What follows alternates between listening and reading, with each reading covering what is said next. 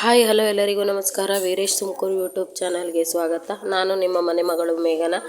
ನಾನು ಚೆನ್ನಾಗಿದ್ದೀನಿ, ನೀವೆಲ್ಲರೂ ಚೆನ್ನಾಗಿದ್ದೀರಾ ಅಂತ ಅಂದ್ಕೊಂಡಿದ್ದೀನಿ. ನಾನಿವತ್ತು ನಿಮಗೆ ತೋರಿಸ್ತಾ ಇರೋ ರೆಸಿಪಿ ಬಂದ್ಬಿಟ್ಟು ಸಿಂಪಲ್ ಆ್ಯಂಡ್ ಟೇಸ್ಟಿ ಆ್ಯಂಡ್ ಈಸಿಯಾಗಿ ಈರುಳ್ಳಿ ಚಟ್ನಿ ಹೇಗೆ ಮಾಡೋದು ಅಂತ ನೋಡೋಣ. 2 ಮೀಡಿಯಮ್ ಸೈಜ್ ಈರುಳ್ಳಿನ ಹೆಚ್ಚಿಟ್ಕೊಂಡಿದ್ದೀನಿ. 2 ರಿಂದ 3 ಸ್ಪೂನ್ ಹುರ್ಗಡ್ಲೆ, ಕರಿಬೇವು, 1 ಹುಳಿ ಟೊಮೊಟೊ, 4 ರಿಂದ 5 ಎಸಳು ಬೆಳ್ಳುಳ್ಳಿ, ಶುಂಠಿ, ಖಾರಕ್ಕೆ ತಕ್ಕಷ್ಟು ಮೆಣಸಿನ್ಕಾಯಿ, ಒಗ್ಗರಣೆಗೆ ಜೀರಿಗೆ, ಸಾಸಿವೆ, ಮೆಣಸಿನ್ಕಾಯಿ, ಕರಿಬೇವು ಮತ್ತು 1 ಸ್ಪೂನ್ ಉದ್ದಿನಬೇಳೆ. ಹೇಗೆ ಮಾಡೋದು ಅಂತ ನೋಡೋಣ. ಬಾಣಲಿನ ಇಟ್ಕೊಂಡು 1 ಸ್ಪೂನ್ ಎಣ್ಣೆ ಹಾಕ್ಕೊಂಡು ಸಾಸಿವೆ ಜೀರಿಗೆ ಚೆನ್ನಾಗಿ ಚಟಪಟ ಅಂತ ಸಿಡಿಬೇಕು. ನಂತರ ಗುಂಟೂರು ಮೆಣಸಿನ್ಕಾಯಿ 4, ಬೇಡಿಗೆ ಮೆಣಸಿನ್ಕಾಯಿ 4 ತೊಗೊಂಡಿದ್ದೀನಿ ನಾನು.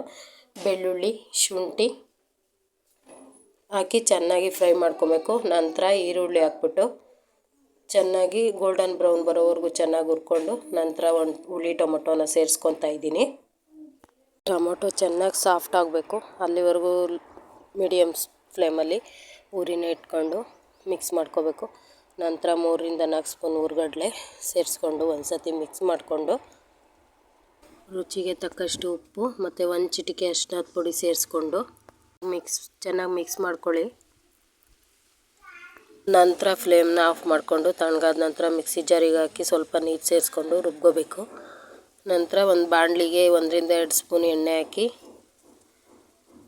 ಚೆನ್ನಾಗಿ ಕಾದ ನಂತರ ಉದ್ದಿನಬೇಳೆ, ಕರಿಬೇವು, 1 ಗುಂಟೂರು ಮೆಣಸಿನ್ಕಾಯಿ ಹಾಕಿ ಚೆನ್ನಾಗಿ ಫ್ರೈ ಮಾಡಿಕೊಂಡು ನಂತರ ಸ್ವಲ್ಪ ಹಿಂಗೆ ಹಾಕಿ ಮಿಕ್ಸ್ ಮಾಡಿಕೊಂಡು ಸಾಸಿವೆ ಜೀರಿಗೆ ಚಿಟಪಟ ಅನ್ನೋವರೆಗೂ ಸುಮ್ಮನಿದ್ದು ಆಮೇಲೆ ಫ್ಲೇಮ್ನ ಆಫ್ ಮಾಡ್ಕೋಬೇಕು. ನಂತರ ರುಬ್ಬಿಟ್ಟಿದ್ದಂತಹ ಮಿಶ್ರಣನ ಒಗ್ಗರಣೆಗೆ ಸೇರಿಸ್ಕೊಳ್ಬೇಕು. ಚೆನ್ನಾಗಿ ಮಿಕ್ಸ್ ಮಾಡಿಕೊಂಡು ನೋಡಿ ತೋರಿಸ್ತಾ ಇದ್ದೀನಿ. ಕಲರ್ ಕೂಡ ತುಂಬಾ ಕಲರ್ಫುಲ್ಲಾಗಿ ಬಂದಿದೆ, ಹಾಗೆ ಹೆಲ್ತಿಗೆ ಒಳ್ಳೆಯದು ಕೂಡ. ಮತ್ತು ಬಿಸಿ ಬಿಸಿಯಾದ ಇಡ್ಲಿ ಜೊತೆಗೆ ಸರ್ವ್ ಮಾಡ್ತಾಯಿದ್ದೀನಿ. ಈ ವಿಡಿಯೋ ನಿಮ್ಗೆ ಇಷ್ಟ ಆಗಿದರೆ ಲೈಕ್ ಮಾಡಿ, ಶೇರ್ ಮಾಡಿ, ಕಮೆಂಟ್ ಮಾಡಿ, ಸಬ್ಸ್ಕ್ರೈಬ್ ಮಾಡಿ. Thank you.